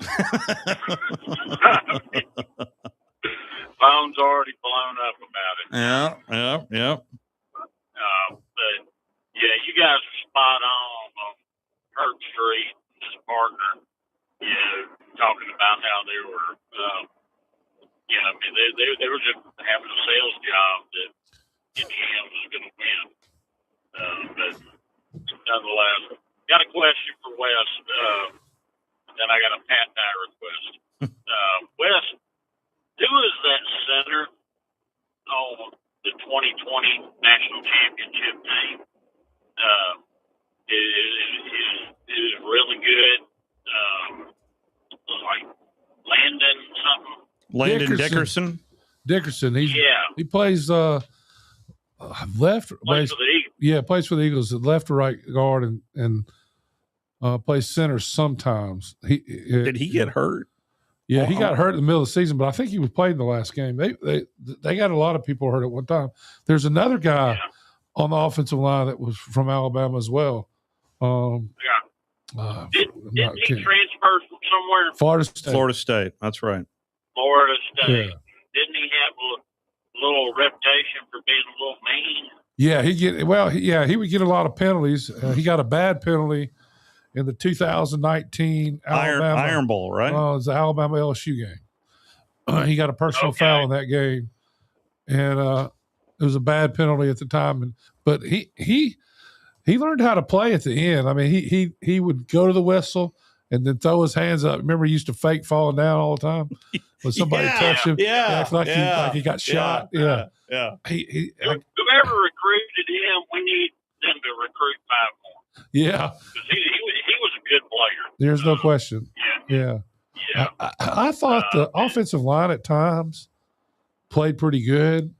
It was a combination of a lot of things. And I think Alabama fired the coach left today, the offensive line coach, see if that's the case. But that's was reported to me. But there's not. It has to be. They have to work on cohesiveness in the offseason. It can be a big deal. In 1984, Alabama, when I was at center, we had the worst rushing team in the conference. The next year, we had the number 1 offense and number 1 rushing team in the conference. You can turn it around. Yeah. Right? And it's a combination of, like you said, having a bunch of guys like 69 that get after it. It's the attitude. And you got to have running backs that can make people miss, right? He's a little mean, too, wasn't he? Oh, yeah. He would bury a guy. Oh, yeah. You got to – and if you don't have that attitude, you can't play, in my opinion. Yeah. My next thing, Pat and I request, y'all got to replay that story that you have about Pat and I's wallet. Next time y'all need to build some time, dig that back up, because that's radio gold. Well, every time we brought it up, there'd be a long pause. Yeah. I remember that specific. And so I had a friend of mine, his friend of the show, bid on the wallet. He wanted to. He tried to buy it. The pants and the wallet were at an auction at Auburn. Of course they were. Yeah, that is hilarious. Yeah, he tried to buy it. Yeah. Well, I tell you, I'm a lifelong Alabama fan. But Pat and I, as a guest on your show, is what has had me on here for years. Yeah. Because the way y'all interview coaches like that, telling the old stories back in the day, it's just really, really entertaining. Y'all do a great job. Appreciate that. I hope you enjoy Jack Crow. He was good. Yeah, when was he at Auburn? Did he play for No, he didn't play. He was the head coach at Arkansas, I think, and then he was the offensive coordinator before that at Auburn, and Coach Dye's first years there, right? That sounds right. Yeah, he was at Wyoming with Coach Dye. Yeah, he came with Coach and then Dye. came with Coach Dye from Wyoming to Auburn, then went to Clemson, Arkansas, head coach for a couple of seasons at Arkansas, then at Baylor. He was the OC for 3 years, and then the head coach at Jacksonville State from 2000 to 2012. Okay. I was trying to place him, but he's a great addition to the show. He'll tell you what he's thinking. And Eric Glanville right now is in the Pat Dye seat. His stories it makes me want to put my earbuds on when I get through driving home and listen to the rest of it. He's something else. He really is. Else. Yeah. I mean, his mind is incredible. The Sharp things as- he remembers is incredible. Yeah. I mean, he acts like I was there for 10 years. I wasn't there very long at all before I was gone. So, but now, you know, I had a good run when I was there. He would remember me. There's no doubt. But he used to give me, when I was there, so much about my car. I mean, just everybody had a Mercedes but me, and I had this old beat up Thunderbird that my wife had wrecked twice on the same pole. Wrecked twice. Yeah. Okay. And Jeff Parks was my roommate, who played at Auburn, was a tight end. And me and him were roommates at the what's the high school all-star game? Alabama high school. Now it's Alabama, Mississippi. Yeah. But back then it used to be North-South. Yeah, that's right. Yeah. And me and Jeff were roommates then. And then he would come stay with me in Tuscaloosa in the summer. Jeff Parks would. He played tight end at Auburn. And he played with Kurt Jarvis and a bunch of guys, and he was from Gardendale. And so he would come stay with us in the summers and work out. I mean, it's I bet there's a lot of stories there. Yes, there are. Well, I never had a Thunderbird, but I had an indestructible Corolla that, you know, got to be one of the best cars ever made in terms of being able to take abuse and keep on running. Mm-hmm. That's the third Corolla of this show, buddy. Mm-hmm. Yeah. I'm still driving a Toyota Corolla. Oh, man, they're hard to beat. Yep. They are hard to beat. Yep. Well, thank you, guys. I appreciate your show. Thank you, Scott. Appreciate the phone call and you listening and being a loyal listener. Appreciate that very much. In fact, really, over the last 6 months, I want to say, I've heard more and more people just coming up to me. I don't know about you, but coming up to me, appreciating the show and listening, because we're local in the morning. Now we're local from 7 to noon, as well as here in the evening. And I'm hearing a lot of positive feedback of us picking up Rich Eisen noon to 2, then Paul Feinbaum, and we appreciate you listening here on. And honestly, I really do go from the standpoint, this is not a line. I'm telling you, I am trying to program this station how I would want to listen. If it entertains me, I hope it entertains you. That's kind of how I treat this show as well. And informative, maybe a little premature information of what we just, although I did get confirmation from someone else, but there is evidently some news that's about to come out about the Alabama offensive line coach, but that's not officially out there right now, but some changes more than likely are coming on the way. Well, I get ahead of myself. Little bit. Right, little bit. It's not the first. Nick Saban, we didn't get to this yesterday. He had, we talked about this with Jack Crow about the star system. Well, you know, I got a little theory about the first part of what you said about the stars. We never ever looked, and I know Sig doesn't either, at how many stars a guy has. Because I think what you all need to do is look at who's giving out the stars. No. Yeah. They don't know their ass from a hand when it comes to what a football player is. So why would you as a coach depend on somebody who's not even a coach evaluating players to give them stars. You know, I say all the time, Josh Jacobs had no stars. Damian Harris was a 5-star. They were both really good players, don't get me wrong, but Josh Jacobs was a first-round draft pick and Damian Harris was a third round. Josh Jacobs still playing, Damian Harris is not. So when you evaluate the players on your own in terms of the criteria of what you're looking for at each position that fit in your system and the criteria of the kind of people you want to make the culture of your team what it is, which I think SIG has done a fantastic job of, because it's culture over system. I mean, if you don't have a good culture, you're never going to execute the system no matter how good it is. So a lot of people are taking what he said about Damian Harris as a shot. I don't think it was a shot. Damian, a shot? It's a fact. Point. It's that Josh Jacobs is still playing. Right, here's what I'm going to tell you. All that is minutia. Who cares about all of that?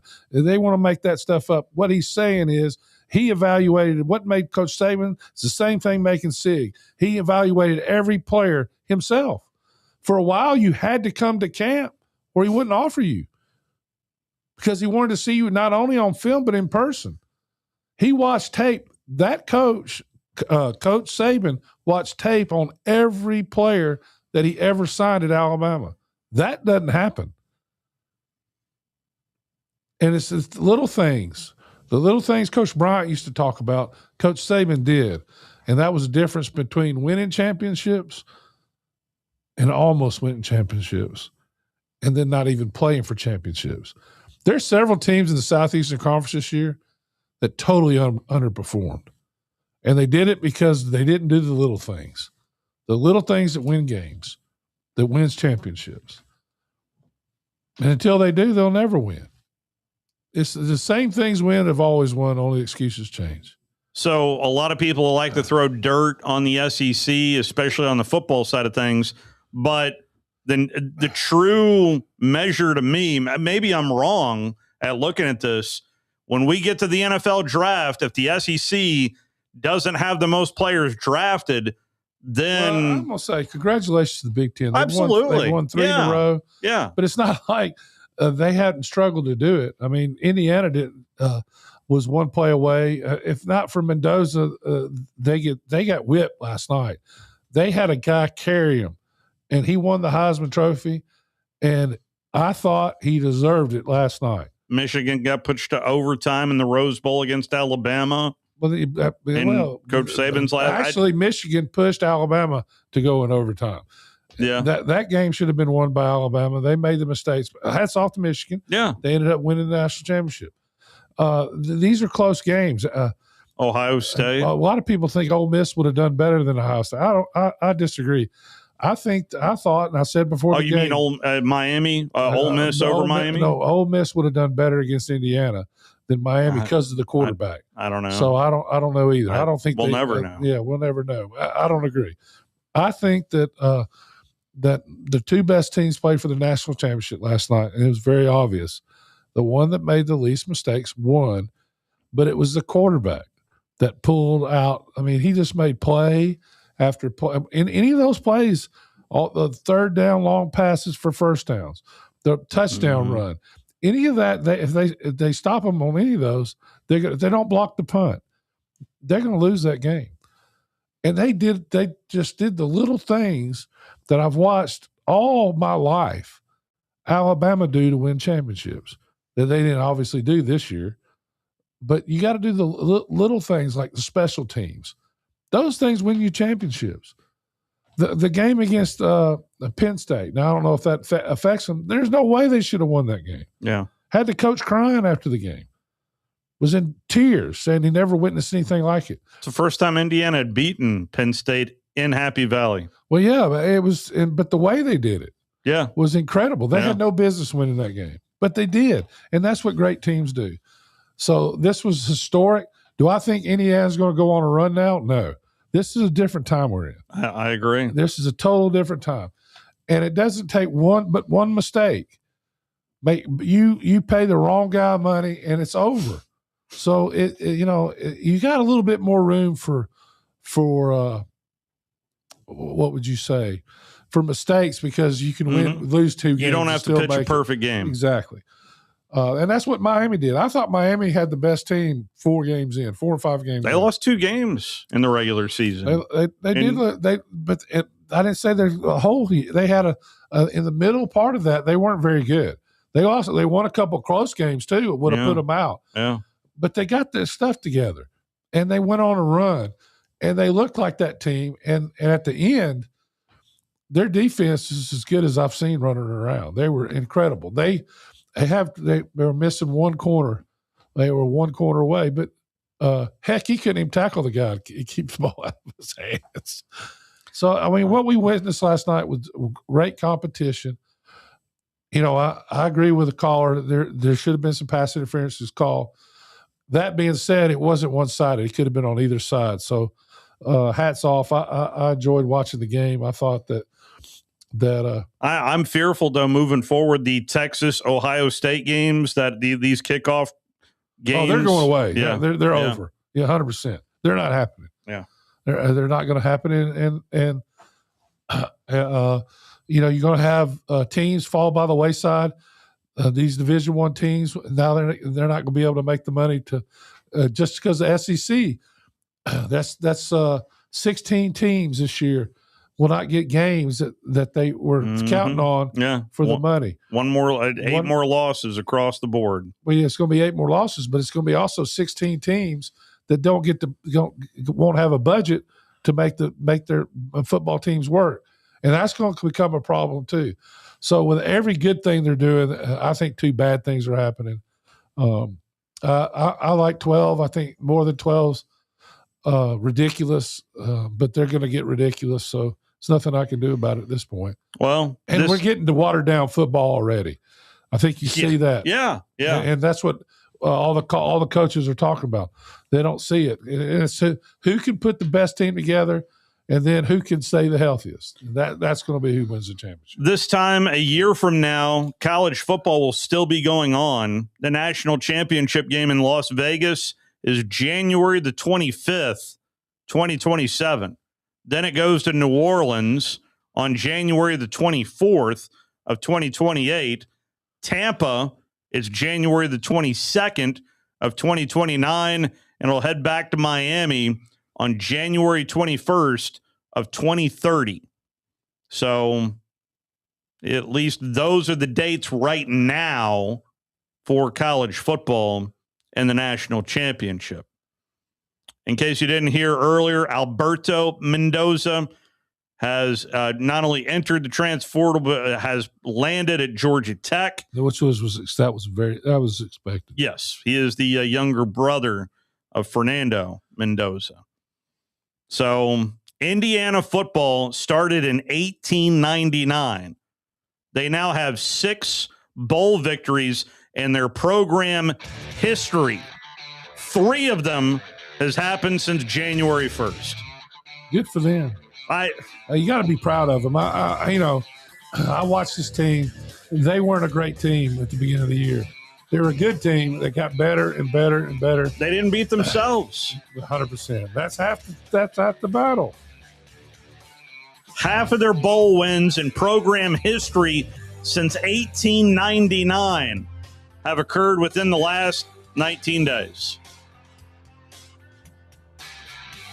Is the program? I just don't see this sustainable.